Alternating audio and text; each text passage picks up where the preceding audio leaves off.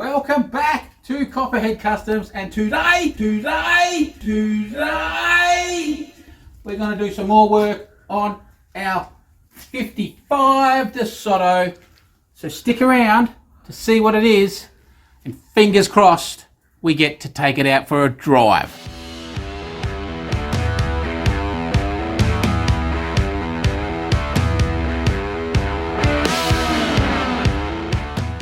Yes, welcome back, and this is our 1955 Desoto with the blown 392 HEMI in it. And if you are new and haven't seen this car before, we purchased this not long ago. It had a pretty ordinary paint job on it, and it had some horrible white looking stickers, but when we peeled them off, it peeled all the paint. It was a bit of a catastrophe, but I think in the end we saved it by airbrushing the sign writing on, giving it some fake patina. Then we clear coated the whole car with a ton of pearl in it. And then we did this absolutely gorgeous lace worked roof. And when this thing goes out in the sun, the pearl in the clear coat of this car is absolutely drop dead, jaw-droppingly cool. We also had some issues up here in the power plant with our carby system with some fuel pressure regulators, etc. We sorted all that out, had it running like an absolute champ, but recently it started to lose a bit of power, and what I've got a feeling is that it may only be running on 7 cylinders, because I think what's happened is, with all the overfueling issues we were having with the car, I think it may have fouled up a few spark plugs. So that's our first job, is we're going to put a new set of spark plugs in. And as you can see behind me, I'm getting distracted because my dog is running around like a lunatic.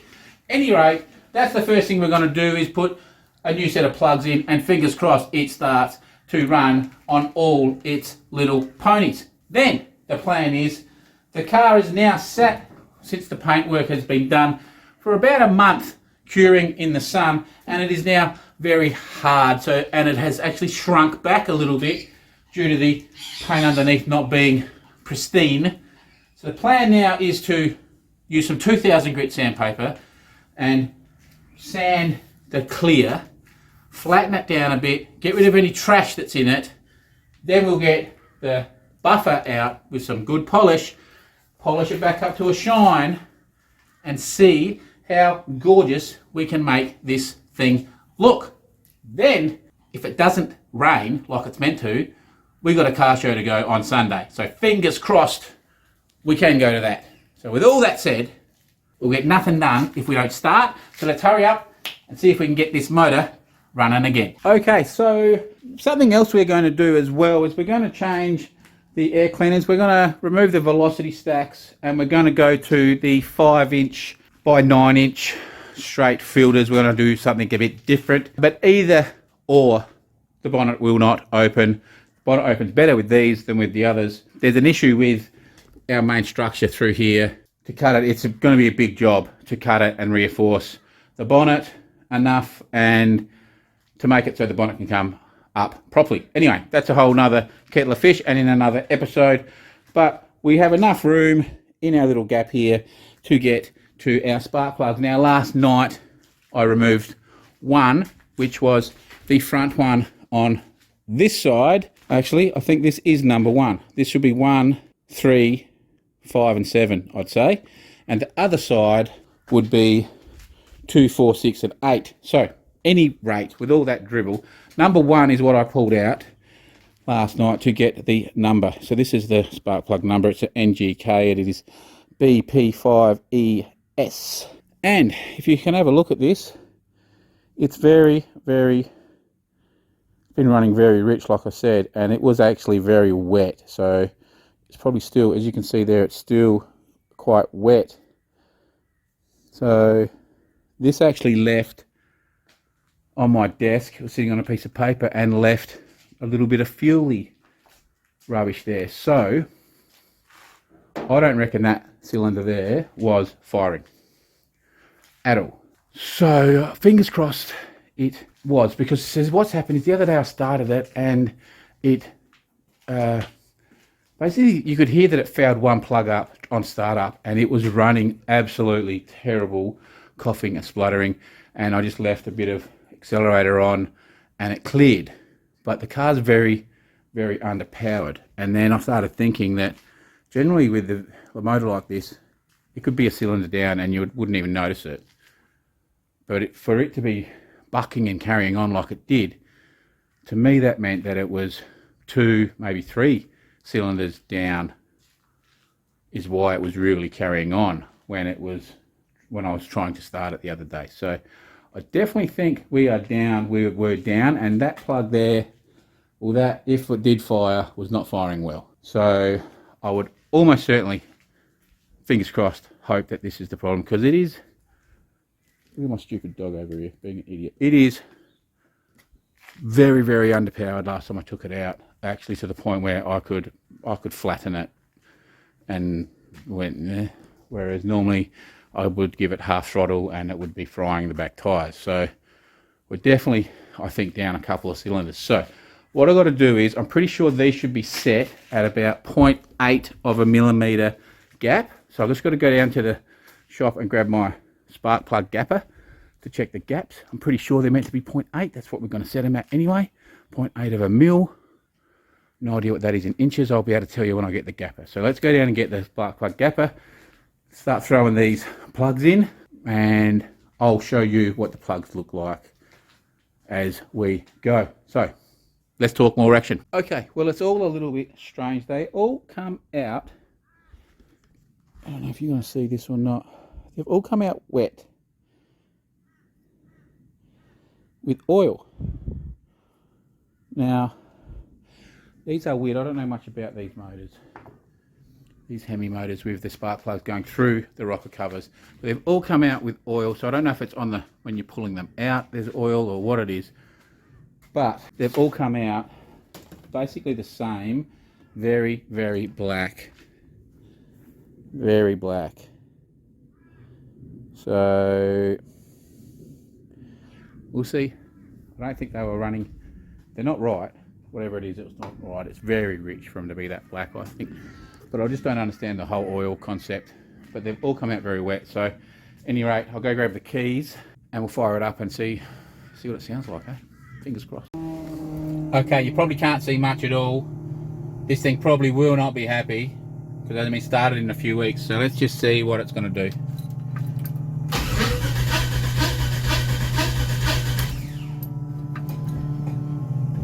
Give it a couple of pumps. I don't think there's any fuel in it.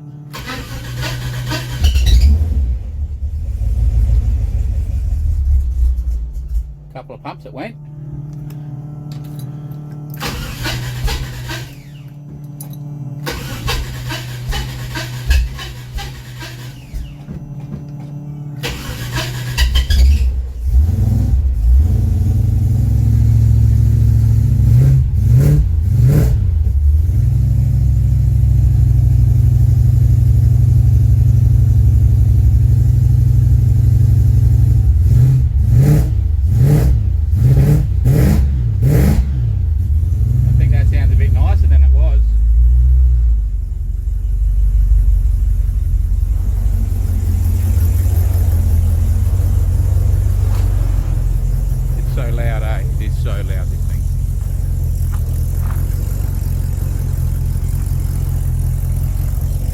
I think that sounded a little bit crisper.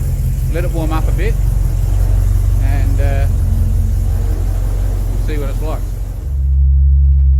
Okay guys, it's better but still not quite, I don't think it's quite right. Or maybe it needs a bit of timing.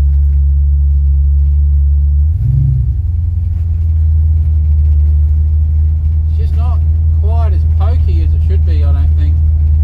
So I don't know, it might be our mixtures, maybe our mixtures are off, or maybe it needs a little bit of timing. So, you know, it's pretty hard to record and drive this thing, especially at this time of night. The kangaroos are out. So I'll just go around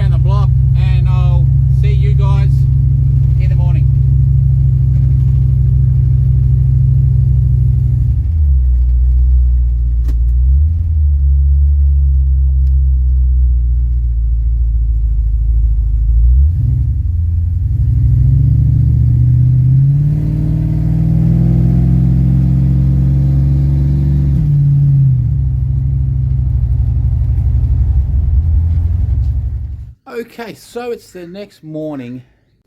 It's definitely running really nice, but it still felt underpowered.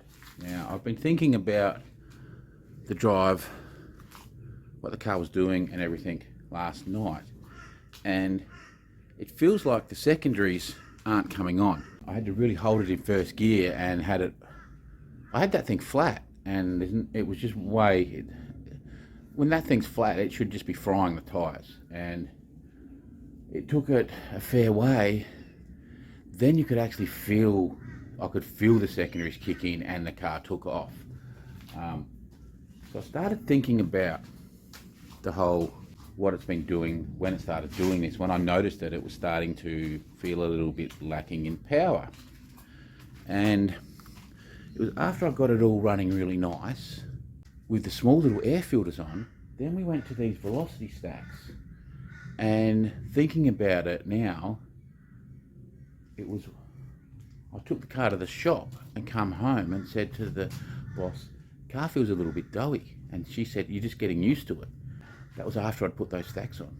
Then the next time we took it for a drive, I actually flattened it, which I'd never done before, because again, it felt a bit doughy. So I've put it down too, that since we've put these velocity stacks on, it's feeling a bit doughy. So what I'm thinking, I've done a bit of research, and we can test our vacuum secondaries. These are vacuum secondaries, 600 hollies with vacuum secondaries. Now we can test them. There's a few different tests we can do. One, to make sure they're coming on. It won't tell us when they're coming on. We can do a visual test. We can actually pull them off and pull it out and block it and see if it's holding, all this other stuff. But what I'm thinking, like I said, these velocity stacks are restricting the airflow. Now, from what my understanding is, if we don't have enough airflow going in, then the vacuum will either build slowly, like it won't build the vacuum quick enough. Tell me if I'm wrong here, but I think the vacuum comes from the air coming in, yeah? The air getting sucked in creates the vacuum, yes? So if these are not letting the air in quick enough or fast enough or enough air in, the vacuum's going to come on slow. This is my understanding. Now, originally we had the two little 6-inch by 2 inches air cleaners, but if you look at the circumference of that plate, it's probably the same, if not more, than the top of that. Now this has a foam in it. Maybe we're just not sucking enough in. So we're going to take these off, and I'm going to put the 9-inch by 5-inch chain aeroflows on. And I've got I have a strong feeling that could be part of our issue. That's fingers crossed anyway.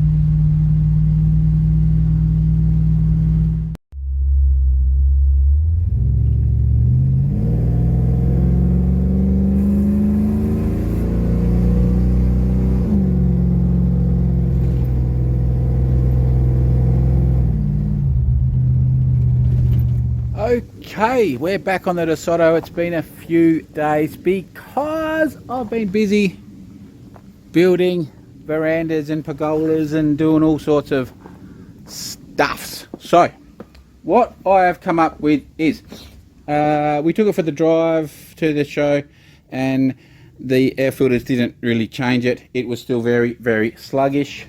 Then I moved it the other day when I was building that to get it out of the way, and it had another backfire and it felt like it fouled a plug up again.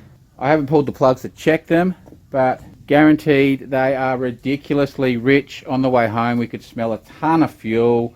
We have no secondaries opening, 100% no secondaries. So there's lots of things going on there we've got to check, okay? We could have damaged our vacuum secondary diaphragms, okay?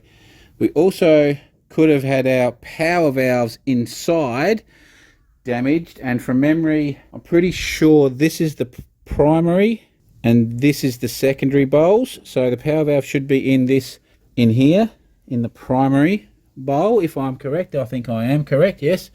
So yeah, we've got a power valve in each one of them, but I think they're marked on there, but I'm not sure the size is marked on the power valve. But before we even get to doing that, this is what I'm thinking, guys. Could it be, one, we're a bit out of timing, two, we're so rich, which we are very rich, that it's just not making power, so it's not creating enough vacuum to open the vacuum secondary. So the first thing we're going to do is we're going to jump onto our idle mixture screws. So we've got 1, 2, like so each carby has one on each side, 1 and 2, 3 and 4. So we've got 4 idle mixture screws to play with. What I've done is I've got a piece of paper. So what we're going to do is we're going to turn them in. We're going to count what they were. And we'll write that down, what they actually were, you know. Then, pretty sure you go 1.5 turns out. 1.5 turns out is sort of your ballpark baseline set. Now, a lot of people can then do them from ear or whatever. But what we are going to do is, because we've got to do some other tests later on, so the reason we want to write this down is just to take note of where they were, because they could be 4 turns out for all we know, and that's why it's so rich, for argument's sake. So we're going to take note of them, then we're going to go and we'll probably just bring them all 1.5 turns out, I think. Then we're going to fire it up. We've got ourselves a vacuum gauge here. So this is a fuel pressure, fuel pump pressure and vacuum engine vacuum gauge. So we've hooked that up to the base down there. You can see that in there. We've hooked that up, so that should be manifold vacuum. So you want to hook this up to manifold vacuum. There's 2 different vacuums.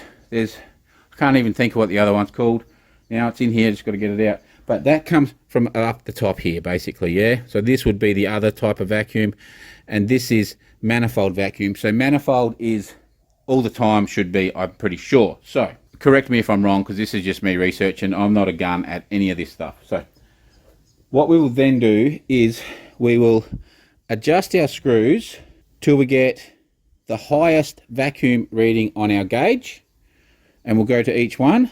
So you mess with them, you'll get until you get it to the highest, and then at the highest where it's the smoothest. We'll see how we go with that. So that's the plan with that. We also want to then take note of what vacuum we get, and for argument's sake, say we got 15 pound or 15 whatever it is. What is it? Inches per HG. So I don't know how it works. I don't know what it is. But anyway, say we got 15 inches per HG. I can't think of what HG means. Then that means our power valves that we want would be like a 7.5 sort of thing. Power valve. So you want a half, whatever your vacuum is, half it is what the power valve should be. This is what my research is telling me. So that's what we're going to do, and we're going to check that we're getting good vacuum, and we'll see how rich we are, see if we can lean it out a little bit, get it to run a bit nicer. Then while we're here, we may just test it and do some tests. But I've got video footage, and these are not opening, okay? They're 100% not moving. So that either means that the diaphragms in here are both blown out, which we can test. We can take them off the car I think you close them, put your finger over the vacuum port and hold it on, and it should, if the diaphragm's good, it will stay shut, and you let your finger off and it will open back up. So we can test them, and you can visually look at them and all this, but you can actually test them by just pulling this off, pushing the rod up, putting your finger over the vacuum port, and like I said, if it stays up, the diaphragm's good. So that will tell us if they're any good or not. To do the actual power valves, I think we've got to pull it apart, and I don't know, it might just be worth us changing them actually. But Holly say, so everyone says that when you have these carby backfires, it can damage your power valves. Holly, I've been doing a lot of research here. Holly say that it can't happen, but that could just be them being, otherwise they have to buy everyone's power valves for the rest of their lives. So we don't know about that. All we do know is we're running very rich, so this is what we're going to do. Then the plan is we're going to check the timing. I'm even humming about pulling the bonnet off, but we'll take the air cleaners off, we'll get the bonnet up later. We're going to go do some marks, see if we can do some marks down there, and we're going to check our timing to see what our timing's set at, and we might just mess with the timing a little bit. We'll take note of what it's at first, like I've said, so we can always put it back to there, and we will have a look to see if it's even in the ballpark, but maybe adjust it a bit from what I'm reading around, probably a lot similar to a Chev. 6 to 10 kind of before top dead center is what everyone's sort of saying. So we'll see where it's at. We may adjust that a bit as well. And then worst case, we have to go by the power valves and maybe the diaphragms. But there's some tests we can do to try to see if we can get some ponies back into this sucker. And then, worst case scenario, we're going to go and buy 2 new carbies. Don't want to do that because that's going to cost $2,000. So I don't want to do that. And if I was even looking into changing. So the other issue is we're not getting enough vacuum. So that's another issue, but I doubt it. But I do know blown motors, I don't think create a hell of a lot of vacuum. But that's a whole nother kettle of fish. What I do know is I looked at to change these into like double pumpers. They run this way instead of this way, which means a whole new throttle linkage because the throttles are in there. That's $500 alone for the throttle linkage. We then have to go to 4 fuel inlets. So, we could do it this bodge way, but if we're spending the money, we'd probably want to jump to AN fittings. So we're probably looking at $500 in fittings and hose to get that back to the tank. And then we've got to buy the carbies. The carbies, we're looking at about $3,000 for 2 600, 650 double pumpers. So we're looking at over $4,000 to do that. So I don't know if I want to do that. But we can do 2 brand new ones of these is $2,000, or 2 refurbished ones of these is like $1,300. I think I'd just buy 2 brand new ones. It would look cool because they're nice and polished and all that, so it would look nicer. But if we can fix this with some tinkering, that's what we would prefer, isn't it? Because we are, what are we? That's right, we're tight asses. So let's stop talking. Let's work out what we've got happening, and then we'll go from there. Okay, so you can hear it in the background. We've adjusted the idle screws a little bit, and we've just done the timing. Now, the timing has it doesn't actually have anything written on there to tell me exactly what's going on. There is a top dead center mark, but then there's texture marks further that way. So I'm going to have to do a proper test of where exactly top dead center is, but we've put a little mark where the little gouge is in the harmonic balance, where you'd think normally that would be top dead center, and we're firing our needle. It's firing with that mark back there before the needle, which is telling me that if that's the top dead center, we have now got it, I think, firing about right, about 6 to 8 degrees before, I think is how we've set it. So, like I said, I'll have to check exactly where, yeah, but we're firing that side of the needle probably about a finger's width. So that's, to me, it's about 6 or 8 degrees, I reckon. What I'm going to do is I think I'm going to go buy a proper one, and as you can see, it's idling pretty good. It's got a little bit of surge, not too bad. I'm just going to close the bonnet and check what our vacuum is. Our vacuum was around the 14, 15. It does fluctuate a bit because of the blower. And we got all our idle screws. I've got them as lean as I can. They're around 1 or maybe an 1/8 in or right on 1 turn out. So this definitely sounds pretty crisp at the moment though. When I give it a rev, it'll be way too loud for the microphone, but let's have a look.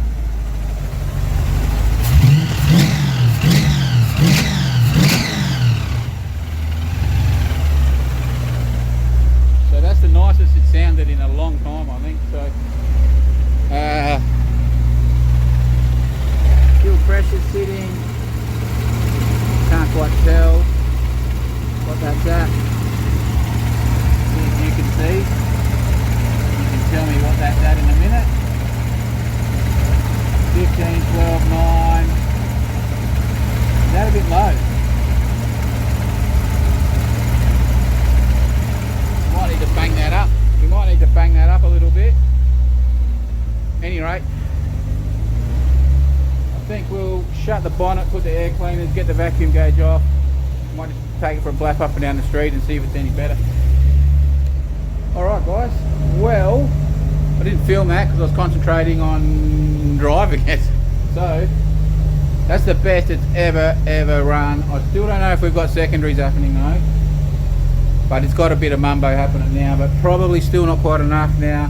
It's heaps more responsive, heaps more power. Anyway, we're making improvements. So we've still got heaps to do. We're going to give it an oil change, and then we've got to polish and buff and sand the body. So stick around, we've got heaps more, and when we finish this thing, we'll be unleashing some power. Okay, it's the next morning, and I have been thinking about our car. So I heard our other little, he's followed me down, and there's a little ringer. So we're not going to mess with it at the moment. We're going to do some sanding and stuff and polishing. But thinking about it last night, we obviously improved it an absolute ton. It's probably the best it's ever run. Thinking about it last night is I was advancing the timing, which is putting it before top dead center. Yes. So what I'm going to do is, and I think I've got approximately 8 to 10 degrees. But what I'm going to do is I'm going to mark the actual harmonic balancer. So how I'm going to do, there's a few different ways you can do that. You can do a diameter times by pi divided by 360 will give you millimeters per degrees. Okay. You can, but an easier way for me is I'll measure the circumference of the circle, so of the perimeter. We'll do the perimeter of the circle, and we'll divide that by 360. That will give us millimeters per degree. We'll start putting some marks on the harmonic balance, and we'll just send these dogs up, wait up, and give us a ballpark of where we are. Now, with that said, pause for a second. Okay, so we're back. We had to get rid of one of the dogs. I don't know if you've seen, but on the harmonic balancer, there's no marks at all. Yes, that's why we're going to do that. There is the top dead center mark, but cruising this way, there was a big, thick white texture, and then another one. So, but they were a fair way away. I think they are. So we set initial timing last night, just by, you know, we don't know exactly what it was, but I didn't keep advancing it. I'm always a bit worried about advancing this thing. I don't want to implode it, right? So, looking at those marks, I think that they are total timing marks. Then I was thinking about it last night and this morning, is when I was revving it up, it wasn't advancing, okay? And I'm going to check it all, but I'm 100% there's no vacuum advance. It could be mechanical advance, but why did it not advance? So I was revving it when I was doing the timing, yeah? I actually have a pretty strong indication that the distributor is locked out, which would make sense. So this would make sense why it's running like a slug, because Okay, so I'm not quite sure where we are at because I had to de-prickle the dog who went down into the prickle bush. So at any rate, what I was saying was the marks, there's marks on there which are around the total timing marks. I suspect we won't know exactly what they are, but there was 2 marks. I think they're around the 36 degree mark, which would be total timing marks that have been put on it. I have a feeling that this distributor may be locked. When I was revving the car up, it was not adjusting. So we'll do some more tests with that later, getting it warmed up. We're gonna, like I said, we're gonna mark all the harmonic balance. We're gonna mark all that up. Then we'll get it nice and warm again, start messing with our timing. And I don't want to put too much in it and it grenade itself. But if that's a locked out distributor, this was actually like 2 or 4 degrees advanced. Now, whether that was from the old owner or whether the distributor had walked a little tiny bit, it was tight, but it doesn't mean it hadn't moved a tiny bit. We've got it, like I said, at like 10, but if that's a locked distributor and we're only putting 10 degrees of timing in it total, that would explain, well, 1, it explains why it was so underpowered. 2, it would explain why it had a lot of power, a lot more power. So we put a little bit in it, but to me it's still underpowered. Remembering this is a 392 HEMI. These are 390 horsepower dead stock back in 1958 or whatever it was, or 60 or whatever. They have 390 horsepower like as a stocky. So this has got a 671 supercharger on it, twin Hollies, just as a bare minimum. We're not even talking about any internals in the motor. We lose 50 horsepower from the supercharger, but the gains are ridiculous. Now, admittedly, it's not overdriven. It's still creating some boost, but even if it was just a stock 390 horsepower, that's like a bit of a motor. So I still think it's underpowered for what it should be. But if it's 20 degrees of timing out, it makes a lot of sense, doesn't it? That as soon as we're revving, instead of the timing going, we're still just sitting at 10 degrees, being a slug. So that's what my brain's telling me. Now, I have to do our vacuum tests again. Well, once we've set the timing, we'll do our fuel mixtures again. Then I have to have someone in the car with it in drive and get the vacuum then, which will tell us an approximate of what our power valves should be inside and if they're damaged or not. But they may be none of this is damaged, because if we're only running 10 degrees advancement on this big motor, we're not generating hardly any power.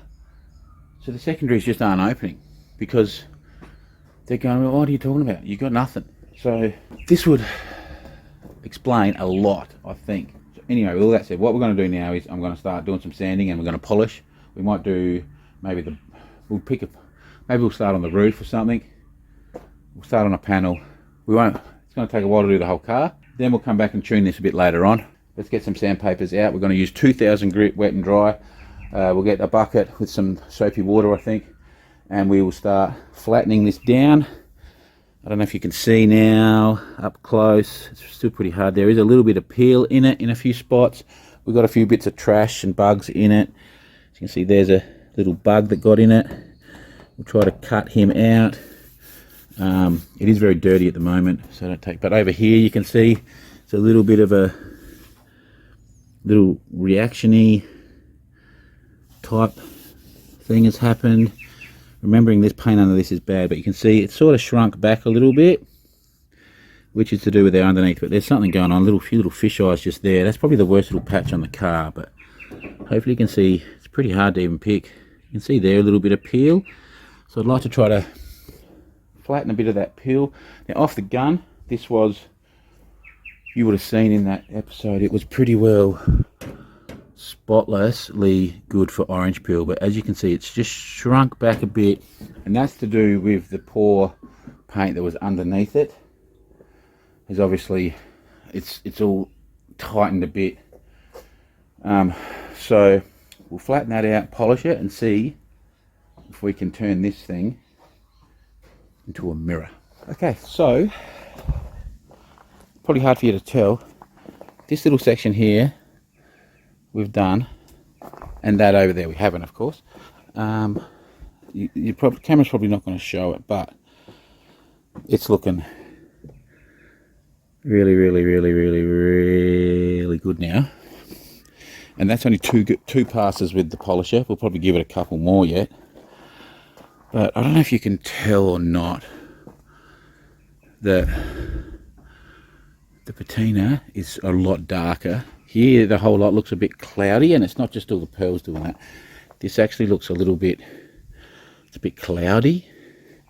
Whereas over here, everything's a bit darker. There's a shadow just there, but everything's darker and deeper. So definitely working. That took me, we only went from here to there, and that took me a good half hour of sanding. I've just done this, and it's still not quite, it still needs a bit more, but I've just done this little corner here. You should be able to see that's flat, that's gloss. Yeah, and if you get up close, you can see the little texture. So that's where we've still got some more to go. Can you see that little orange peelies, little shiny dots all in it? Like, it's close. So you see here, there's some shiny dots. There's some more little lows we got to get to. You'll see it down here. If I can get the light correct, you should better see that. See them over there? That's we haven't really sanded around here much yet. You can see all the dots. So that's us getting it flatter and flatter and flatter. So when it looks like that, that's going to turn into glass, because that is just completely flat, no peel. When we polish that, it's going to look like glass. But I'm going to be here for about 6 weeks. The clear is really, really hard now, and it's taking a lot. So that was two. I burnt through 2 pieces of 2000 grit, and it needs another one. So it's going to be like 10 sheets to do the roof. I'm going to go through so much. So what I'm going to do is go down the paint store, and I think there's some little like 2000 grit foam pads you put on your orbital sander to do this. So we're going to go down and purchase some of them. I think they're quite expensive, but yeah, otherwise I'm going to be here all week sanding it. And sanding is probably my least favourite job, or up there with them. So we'll go, it'll take me all day just to do the roof.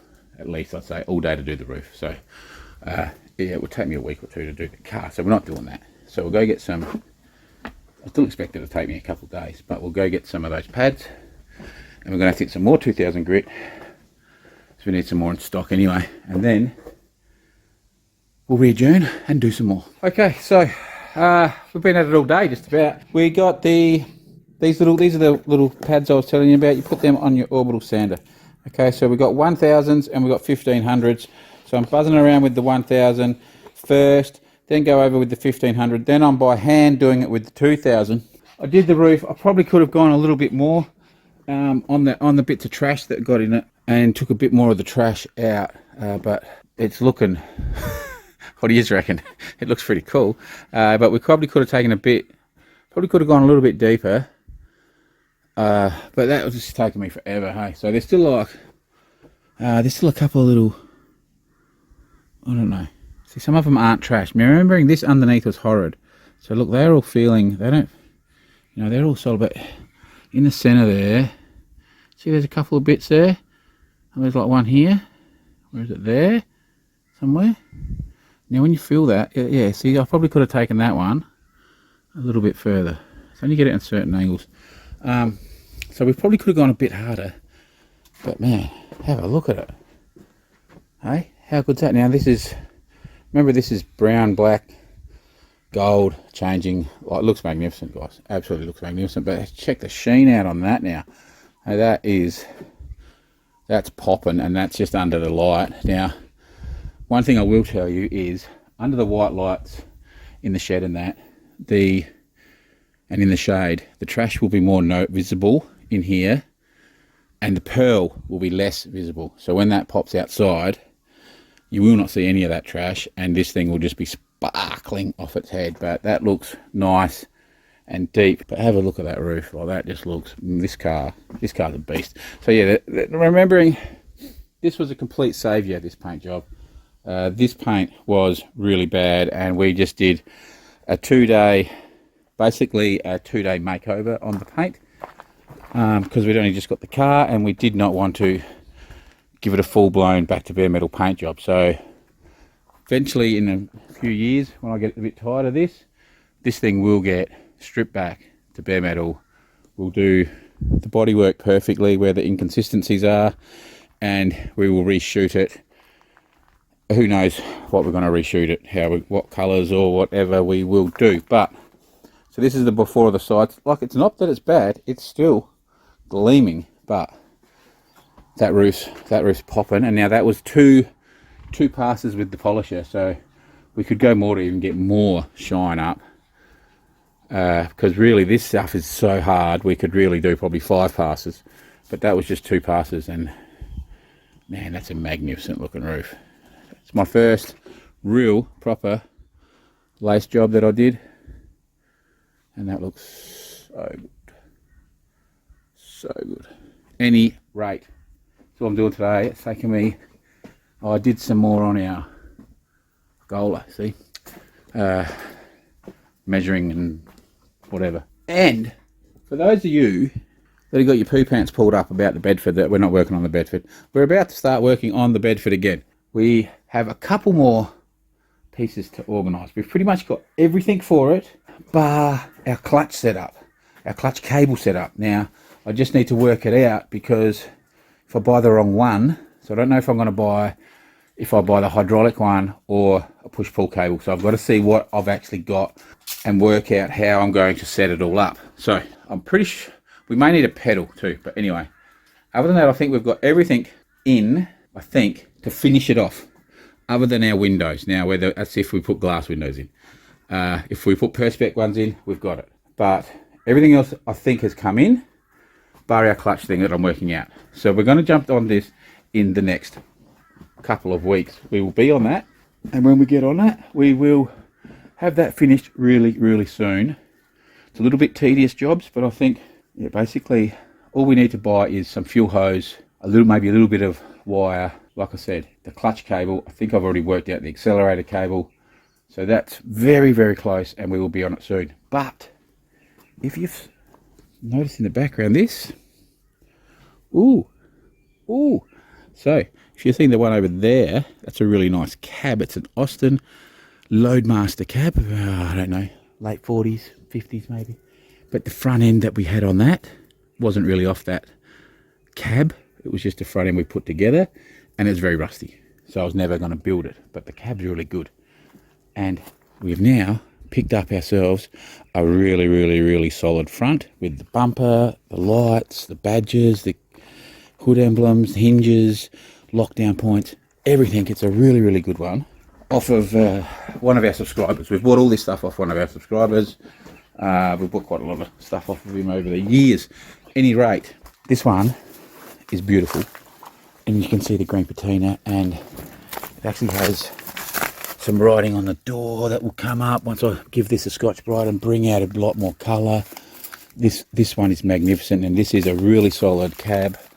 We've got everything bar the front windows. We've got key. We've got the seats in there, all the windows, everything. But as you can see, this was very, very roachy in the front. So now we've got a nice front, which was also green. I'm piecing together all the bits for this, and I'm really excited to start it. So welcome back. And it's been a few days. We've been busy doing some construction. But we are on the Desoto, and we're in the process of sanding it back and polishing it. Now we're not going too hard on it. We're just mainly getting some trash out and a little bit of peel. We're probably later on going to probably give it some more coats and sand it more. I'm not going too hard on the sanding. So this side here, we've just sort of gone from the line up. We haven't really done much down in here, and we haven't really done any of the sign writing, as it's got some highs and lows in there, and to flatten that out we just would not have enough clear. But as you can see, it's all matted along here, and you can still see a little bit of peel there. See, so I haven't gone crazy on it. I don't not want to burn through. Now they're just bits of residue. But this is our last bit. We've done the roof. Now we did have a few issues at the roof part with our sander. Wasn't quite firing up very good, but it's better, but still probably we'll do it again later on down the track. But you can see it's very crisp and the colour's very popping now, and it's a lot shiny. As you know, if you went from this section here, which is untouched, and then look at the boot, you can see it's popping a lot better. But out in the sun, now this was done a while ago, a few days ago, so it needs another wipe down. As you can see, it's because as we polish we send rubbish everywhere, but as you can see, so we've done the back here from there across, we've done all of this side along here. Like I said, it needs a blow off and a wipe, and we've just finished the bonnet. We've got to put our black striping on, and if you can hear that thing in the background,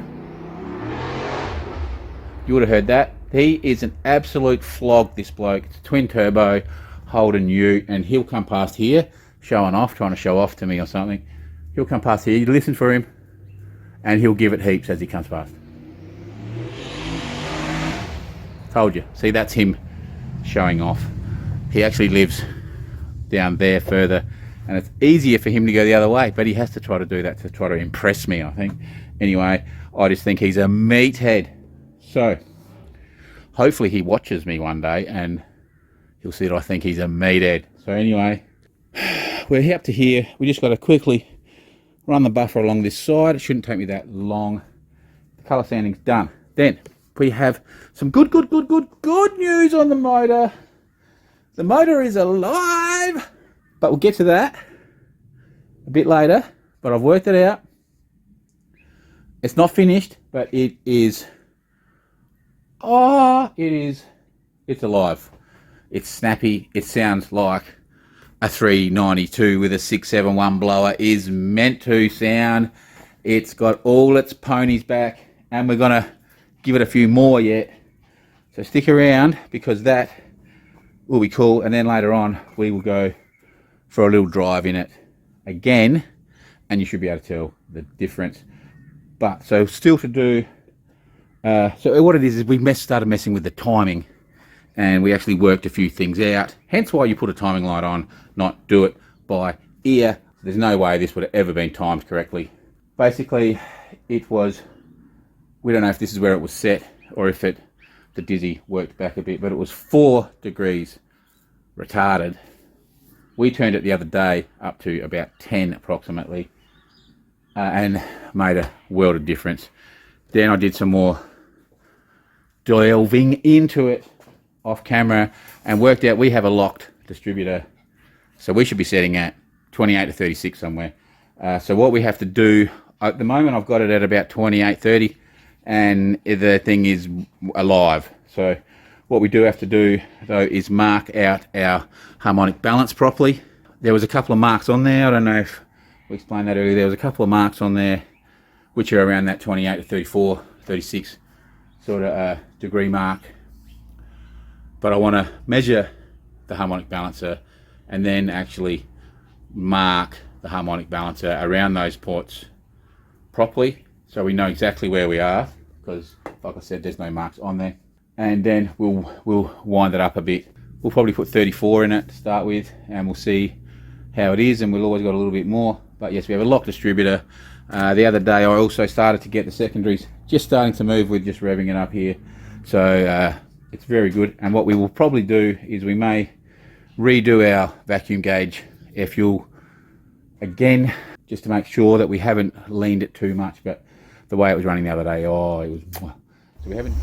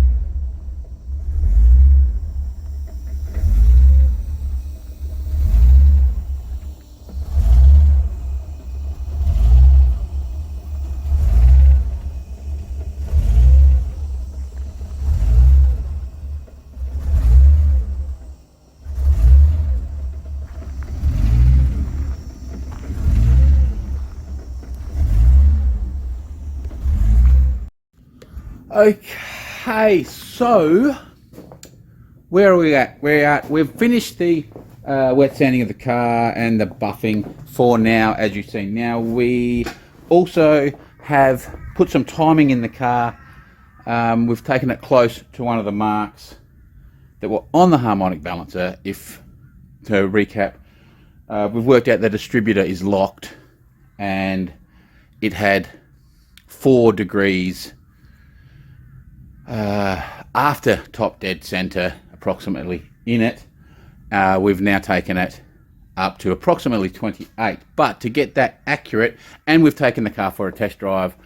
We drove it into town and back, and it is the best it has ever run by an absolute country mile. It has a ton more power. It is purring like an absolute kitten. It's running a bit cooler as well. It's running at about 74, 75 degrees. It was probably the hottest day we took it out on, and it's looking phenomenal, sounding phenomenal. And once again, the town basically stopped and stared. So at any rate, that's beside the point. Where we've got the timing now is it's running very nice with that amount of timing in it. But we're going to put a bit more in, I think.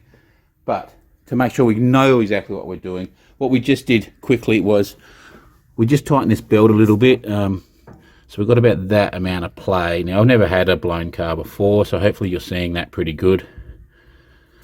I think that's about the right amount of play. Now, you probably can't quite see. I think I've taken it off. But down in here, down in there, maybe we'll go into this angle.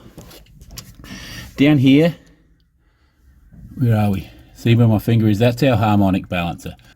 Boom. All right, see the little needle? That's our little pointer. Now what we've done is run a flexible tape around this and measured how the circumference of it. Now you could do that a few different ways, but that's how I did it. The perimeter, whatever you want to call it, is what we have measured.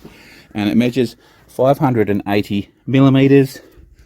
Americans, you convert that. It's basically nearly 1 inch off of 2 foot. But anyway, so what we're going to do is, that's the length of the circle.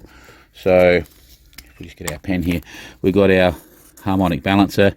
So measuring it, boom, boom, it is 580 millimeters. Now, we're going to divide that by 360 because we got 360 degrees, yes?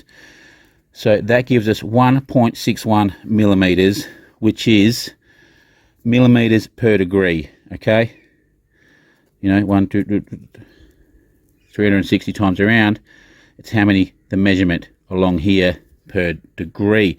So we've got a 10 degrees, which will be 10 degrees of timing in it, is 16.11 millimeters.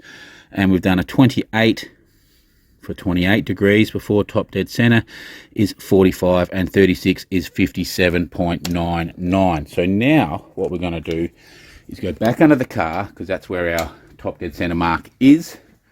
There's actually a little gouge in there, and we're going to go and measure those measurements around and see where these 2 white lines are that are on the car. Now we've probably zoomed in really close, so wait a second. Okay, that's better. So anyway, we're going to measure those measurements and put little marks on there, which will give us our 28 to 36 marks, which is where we want to be. If you're not following, we have no advancement on our distributor because the distributor is locked. So there is no vacuum or mechanical advance. So whereas you would normally set your car at, say, 8 degrees before top dead center, or 10, and it would advance up to generally a maximum of 36. Now that is with a worked motor, a blown motor. That is the important number, is what it is advancing to, okay? More so than what it is timing at idle. So when you're advancing it, there's all different ways of adjusting your timing curve, as in how quick, what speed it advances, how many degrees of advancing. You know, I think you only want about 15 or so, 16 degrees of advancement through your advancing, which might make you put it at say anywhere, 18, 20 degrees at idle. So, but that's all a whole different kettle of fish. We don't have to mess with that because we have our distributor locked, which means it does not advance. So it gets set at idle, you set it at what you want it at full RPM type. So we will set it between 28 to 36, whatever's nice. So I think at the moment it's probably around the 28, 30 degree, but we will check that now. We're getting those measurements. We'll be able to, like I said, measure the distributor, put some marks on so we know exactly where we're at the moment. I think we'll put a little bit more into it. And here's another tip is you've got to make sure your car is warmed up at normal running temperature when you do your timing. But when we fire it up, you won't be able to hear nothing because the motor is so loud. But I will take some footage of me with the timing light. Hopefully you'll be able to see where we've got it set at. And then we've got a brand new set of plugs, but I think the other plugs now are much better. We may take a plug out and have a little look at it a bit later. I'd probably like to take it for another drive first. I think after driving it the other day, I think our air fuel mixtures are like on the money. So I don't really think I'm going to mess with that anymore. And the only other thing we're going to do is we're going to dump the oil. Because it's been over fueling so much, there's a chance the oil is a bit fueled up. So we're going to dump the oil, put some new oil in it. I've got some nice thick 40-70 Umgelt race oil, high zinc. It's what I used to run in the race motor. It's pretty thick, but so this has really good oil pressure. And reading on forums about these 392s, the oil pressure is good through the whole thing, but it's around the 60, 65 at idle, you know, when it's cold, even revving it and all that when cold. When the car heats up, so by the time we come home from a drive, it drops down to about 20 at idle, and as soon as you touch the throttle, it zips up. And from the forums, personally, I think 20 is, you know, heading down there, so, you know, not really good, you know. I'd like it a little bit more than 15 to 20. Especially when the blower starts doing the surge, the oil pressure is at idle is dropping a little bit. So I've got some nice thick, it's really nice oil, that stuff. So that it's better for, I think, when it is running a bit warmer, it might give us a bit more viscosity in there. But we'll see what happens. But that's what we used to run in the race motor, the big thick 4070, because, you know, and again, this is probably not to the extent of them, but it is still an old motor that's a race motor. So I think some nice thick high zinc oil with all the good minerals and all that malarkey in it will be good for it. And hopefully maybe just pick up the oil pressure a little bit. Like I said, the forums I've been reading on the old 392s are saying at idle 20 psi is wonderful for these motors. That's what they do. So I don't think we've got any issues, but if we could have that up a little bit higher, I'd like it. Other than that, the car on the last test drive was superb. Best it's ever run.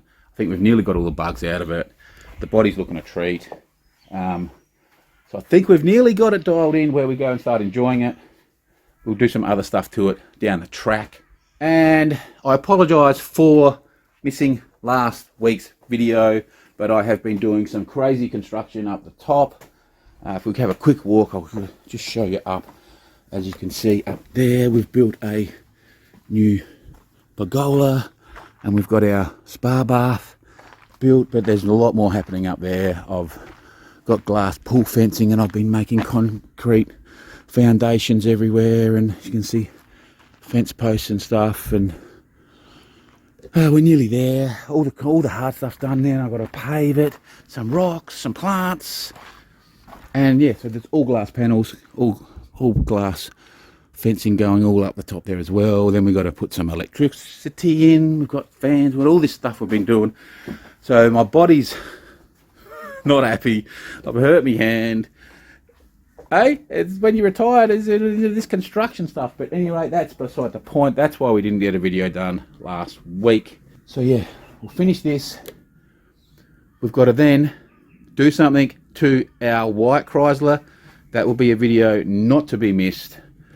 We've had some serious issues with the paint shop, so you do not want to miss that video. Where, well, that's all I'm going to say is that, and yeah, devastation. So at any rate, and then we're back on this, and then, oh yeah, we have pieced together 95% of the next build. So that is going to be absolutely probably be one of my favorites when I finish it in our builds, as in I think it will be my kind of daily shop truck, the next one, because you know, this is beautiful. This is more of a, these are all sort of, that one, the other Bedford are more the odd drive here and there. As you know, this is for a Hot Wheels build, so this is probably not going to be a daily driver, you know, it has no side windows and stuff like that, whereas the next one we're building is going to have aircon, all sorts, non-chopped, but going to look mental. So I think that will be my shop truck, and we're going to start on that really soon, and I'm excited. I hope you guys might be excited for it. You will when you see all the bits and pieces that I've collected over the last few weeks. Like I said, we have a real lot of it. We have a really good start. We'll still need to buy stuff down the track for it, but we have a huge start on all the pieces for the puzzle. So there's lots happening, guys, and then we do have to get back in onto these two in here. They're both about 95% finished. We had a break because they're at the tedious points, and other stuff, I get a bit more excited about other stuff. These, like I said, they're all of my hot rods. None get sold. They'll all be kept. All of the trucks and the pickups and all of that we build, none disappear. So they're not going anywhere. And we'll just tinker on them now and then when we see fit. Okay, now hopefully you're seeing, because I've got no room under here, but that there's a gouge in there, and that, from what I can work out, is our 0 degree top dead center mark. Now there is one of the existing marks there, and back here is the second existing mark, and there is another little gouge just there, but that's beside the point. So measuring it out, this mark here was not, so we've widened the mark a little bit, and at this side, the right hand side from your screen of the mark, is bang on our 57.9 millimeters from our top dead center mark. Okay, so that there is our 36 degrees on this side, right on the edge there. Okay, and this mark here, the same to this side of it, is our 28 degree mark. I will take a measurement of this to work out what they had that mark at, but we're set at the moment approximately right there where our finger is, just past this first mark, as a bit safe. So we've got a bit more timing we can put in, which will generate a bit more bar. So I think we'll have a little tiny play with it now and adjust it a little bit further up. I don't know if we'll take it all the way to 36. We might just take it to this side of the line. I'll do a measurement of that and tell us exactly what that is, so we know what sort of degrees we're going to set it. So basically, if you can see where my fingernail is, there is another little gouge point there. So I'll measure that and see what that says it is. We'll do, and we'll see what that is, and that's where I think where we'll set it. So we'll set it on the left-hand side of that final mark, which will probably be around 32-ish degrees. But I'll check that right now, and then we'll fire it up. We'll have to put the dog away because the car is way too loud for him. We'll fire it up, and we will endeavour to check. Now, while you're under here, you might as well have a look. It's pretty nice little thing. As you can see, we've got chains on our engine mounts for extra support. We've got a power steering. There's our rack, our column to our rack, and over there is our brake booster. You can see, hopefully we'll see if I can get my arm around in here and turn the light a bit better for you. As you can see, we've got a nice drop pan on our power glide. Like, it's a pretty well built little jigger, this thing. Over there you can see we got like brand new shocks and springs. All our ball joints are good. We've got the disc brake converted front end. So all in all, this is quite a nice car underneath. Got a little tiny bit of wetness on the bottom here, nothing to worry about, hardly anything at all. So let's get on with it. Okie dokie, so that told us that, so what we did was we got our 33 millimeter, which was the first original timing mark at the center of it, basically. So it basically went from about 31 to 35 sort of thing. So we did 33 mil. We divided that by our 1.61 and it gave us 20.5. So that's 20.5 degrees is what that first mark was at. And basically the other side of our line, the original line of our far mark, measured to be 52 millimeter, which is about 31 degrees. So that original mark, center of the original mark was probably, so we've gone 52 to 58, our mark is 6 mil, and that's 31 to 36. So it was probably around the 33 degree mark, center of that line, pretty much. 32 sort of. So I think we'll send it around there. I think we'll send it around the 52 mark, which is 31 degrees is what I think we'll put in, if that's correct, and we'll see what it sounds like there. Any rate, let's try it. Okay, so we've just drained the oil and it was a little bit fuely, and replaced the filter. We've just got the last little dregs dropping out of it, and I was looking around of where to fill the oil. Where would you fill it? I'll go grab us a light so you can have a better look, but it was doing my head in. Where do you fill the oil? First I thought the little breather cap down there, they don't come out. So I'm looking, normally, did some research, they normally have a spout that comes out of the front, but because of the blower, etc., it's been removed. Now apparently there is a little spot back there by the distributor somewhere, but I'll never get into it. If we have a look through here we might see it. Maybe, is there something down there? I don't even know where that is anyway. Maybe that, I don't know. That little cap there, that little round circle thing, hopefully you can see it. Anyway, I'll never get to that in this thing. So what do? So what I'm going to do is, I actually spoke to the old owner to see what he said, because it was doing my head in. I always felt like an idiot. He said to pull a spark plug out and pull the tube out and then put the funnel in on a slight angle and just trickle feed it really slowly in there, and it takes a while. We could probably stick a spark plug back into the hole so it doesn't all pour into the motor and fill the top up, because that would be horrid, wouldn't it? So we might look at doing that, but it's got to go in really slow. So that's a bit of a painful process. And then in all my research trying to find that, I then worked out that if I put this in, we're probably going to have issues. So we were using a Penrite 4070 high zinc racing oil. It's what I used to use in the race motors. It was really good, but you know, race motors, we're flogging around at 8,000-9,000 RPMs in a aluminium small block 434 cubic inch Chevy type motor. So apparently that will be no good for these, as they're hydraulic lifters and stuff, I think.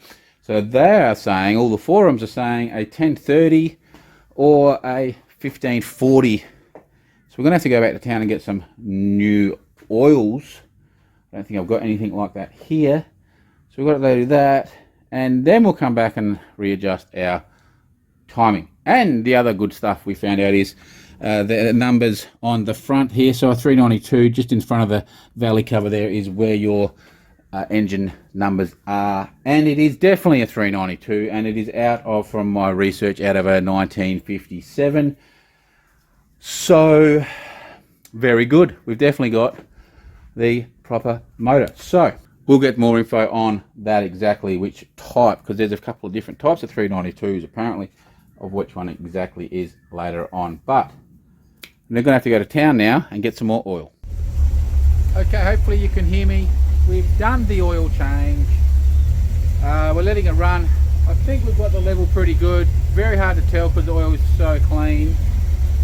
And it's got a horizontal filter, so we put a little bit extra so it would fill the filter. So it's built up oil pressure. We rechecked it, saying we got it on the money, but really hard to tell because the oil is so clean. So I'm going to run it. I'm running it a bit now, see if we can get a little bit of colour in that oil, so I can actually get a definite that it is perfect. So like I've said, to do it, you take the spark plug and the little tube out of there. It's going to stall, I think, in a second, and I actually put the spark plug back in so we wouldn't pour oil down the motor. Then we just slowly filled it. So we're trying to just get it up to running temp, and we'll do the timing. You can see we're now getting surge idle now that we've got timing in it. Doesn't always do it, only now and then. It hunts a bit. They say that it's not really the perfect tune when you've got that, but if we turn the idle up just a whisper, it will stop. But man, it sounds tough, doesn't it, when it does that?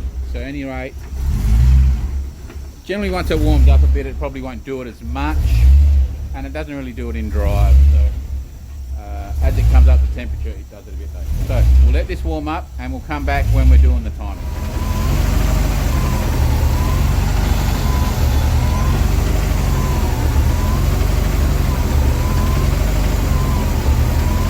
Right, hopefully, I don't know if you can see that there, but it's in between the two marks there, so it's in between 20 and 28.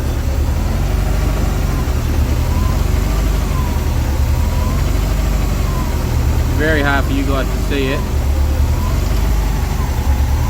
It's actually flashing properly when I'm looking through, but yeah. So it's in between, we can zoom in there.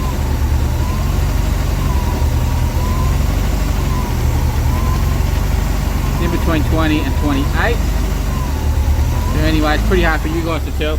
So we're going to put a bit more in, and we will see what it ends up like.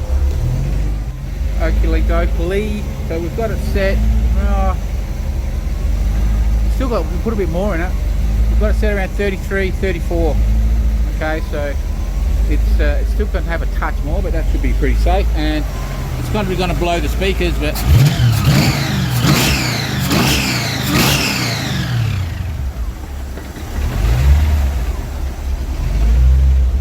hey, that's sounding pretty crisp now, guys.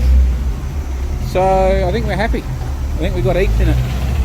Fuel pressure is sitting just above 6, so that's perfect. Zoom in so you can see.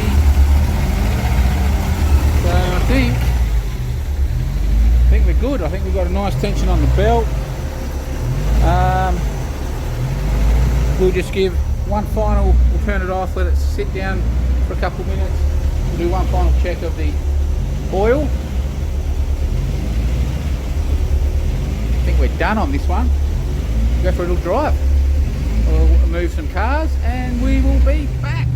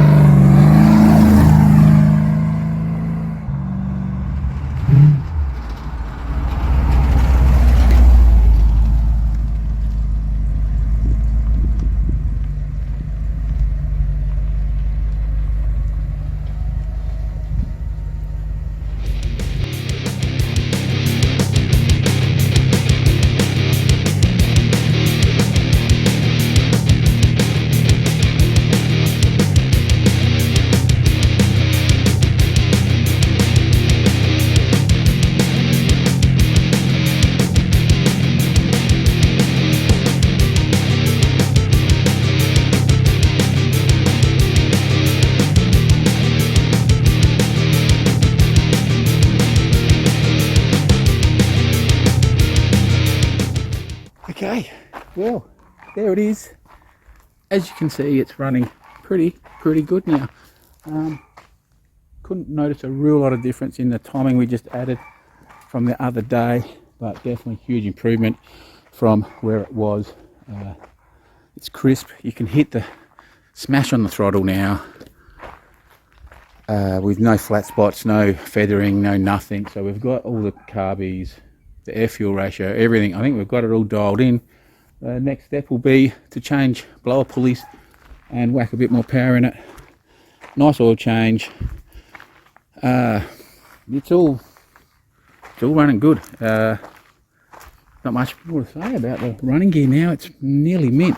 So next step on the car will be, this is what we want to do eventually, is we want to probably put a shortened diff in it. Probably with some, we may mini tub it a little bit. We'll see how far I want to go with that. If I want to move the chassis rails in and put monsters on the back or not. But that's a bit down the track. Eventually I would like to get the bumpers chromed. And we want to then wind the motor up a little bit by changing the blower pulleys and putting a bit more power through it.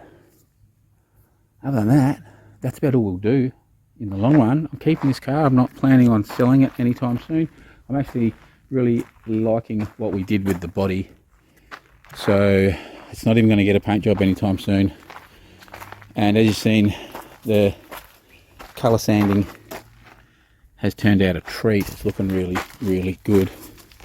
You can see we've got rid of most of the trash. Eventually we may do it again. But for now, this car's done, I think. We've did quite a few little odd jobs on it in this video. And as you can see, it looks beautiful, goes good. So I think it's time now to really start enjoying it and taking it for some decent drives. Yeah. So we've got lots happening. We've been a bit doing some different stuff of late, as you would know. But we've got a video that you don't want to miss coming up very soon on our white Chrysler 300C wagon that was put into a crash shop for a tiny little touch-up. I won't give anything away. You're just going to have to come back and watch that one. Let's just say I wasn't very happy. So we've got a video coming up on that. We're about to jump back on the Bedford after that one. We've got 99% of the stuff in to finish that car off. And we have pieced together a fair bit of our next project rod. So we will be starting that very soon, and I'm a little bit excited about this one. This will be the daily driven shop truck. You know, the Bedfords and stuff, they're all cool, but they're not very comfortable to be daily driving, whereas what I'm about to build will have aircon and be a nice daily driver for us to use to pick up parts, etc. So there's a lot happening on the channel, so stick around. And with all of that said, I will say thank you guys for watching, and I'll see you next week. Swagger down the street with your red lips and funky beat. You better hold your head up to the sky. I'm gonna roll with you till the day I die.